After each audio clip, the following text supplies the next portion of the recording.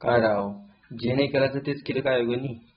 खाजगी संस्थेकडून परीक्षा नाही म्हणजे यांचं म्हणणं आहे की खाजगी संस्थेकडून आम्ही परीक्षा घेणार नाही. ऑनलाईन पद्धतीची की पूर्व परीक्षा, म्हणजे यांचं म्हणणं आहे की पूर्व परीक्षा ऑनलाईन होणारच आणि ती ऑनलाईन परीक्षा खाजगी संस्थेला आम्ही देणार नाही, हे मात्र नक्की. पण आता ही ऑनलाईन परीक्षा तुम्ही पण घेणार, पण यामध्ये नेमकं मुलांचं काय? जे माझ्या मतानुसार ग्रामीण भागातल्या मुलांना आता थोडंसं एक फ्रस्ट्रेशनचं वातावरण आहे. म्हणजे जसं की त्यांचा जरी अभ्यास असेल, पण एक जे जे टेक्निकली कधी पाहिलंच नाही, ऑनलाईन पद्धतीने ज्यांनी परीक्षा दिलीच नाही, तो परीक्षा यावेळेसची जरी त्या मुलांनी मेन दिली, पण तरी तो नेक्स्ट ऑनलाईन पूर्व परीक्षा पण पास होणं पॉसिबल वाटत नाही. कारण की आपल्या मतानुसारच, कारण की आपण जे काही ऑनलाईन पद्धतीने परीक्षा म्हणत आहे, पण ही ग्रुप बी ग्रुप सी ची जी काही परीक्षा आहे, हे 100 क्वेश्चन असतात जे की 60 मिनिट मिळतात, नाही तर 55 मिनिट मिळतात आणि 55 मिनिटामध्ये 100% आपल्याला टॅकल करावं लागतं, ते बी ॲक्युरेसीनं.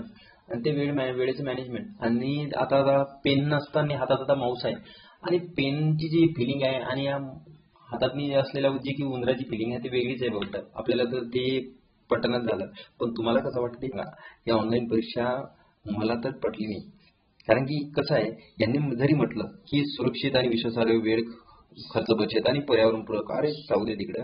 अधिक उमेदवारांची संधी, त्यांना परीक्षेत जलद निकाल. आता जलद निकाल ठीक आहे, आता तुम्ही म्हणणार आहे की जे की एक्झाम दिली जवळपास 2022 ची एक्झाम जर दिली तर तो 2024 तो 25 मध्ये जॉईनिंग व्हायचा, म्हणजे खूप लंबी प्रोसेस होती.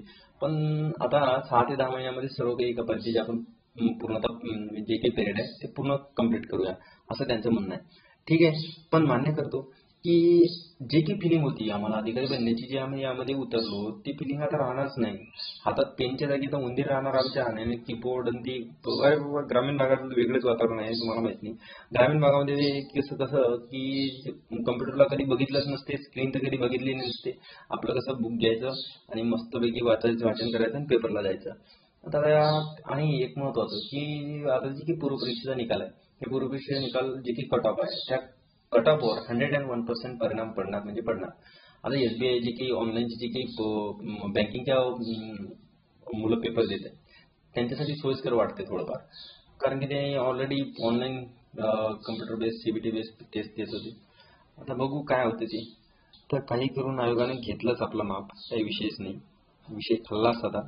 नेमकं आता तुमच्या प्रतिक्रियावर काय? मला तर हे पटलं नाही बाबा. तुम्हाला कसं वाटते? तुम्ही आता देव जाणो.